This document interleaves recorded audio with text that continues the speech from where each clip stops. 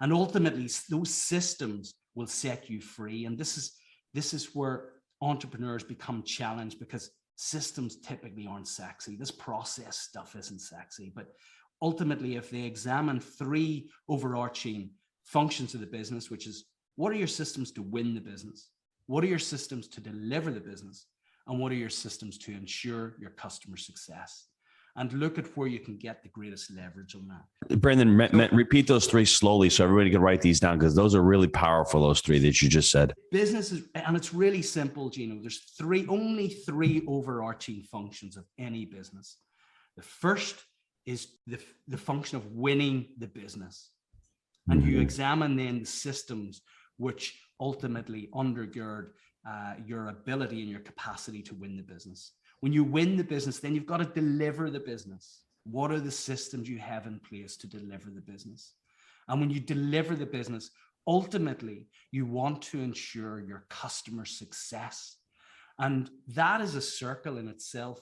If you are world-class in each of those 3 overarching functions of the business, you will have a customer for life.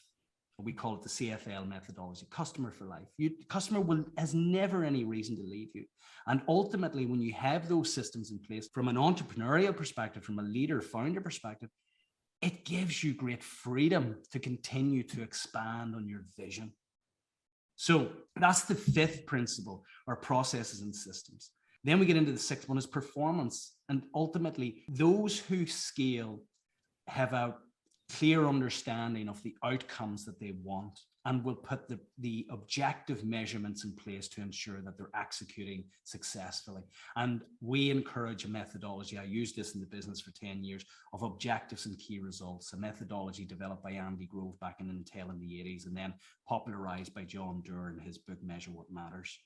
We move on then to accelerating the final theme and the final 3 principles. And it's proposition as our 7th principle. Leaders need to understand, what is the need that they're servicing, or what problem are they solving? What is their proposition? What value are they bringing to their customer? I've worked with engineers for the last 20 years, and too often engineers get caught up in the features of what they've developed. They love the latest fluxometer that they have created. And the customer doesn't care. The customer doesn't care. The customer wants to know, what is in this for me? So what pain are you solving, or what gain are you bringing me?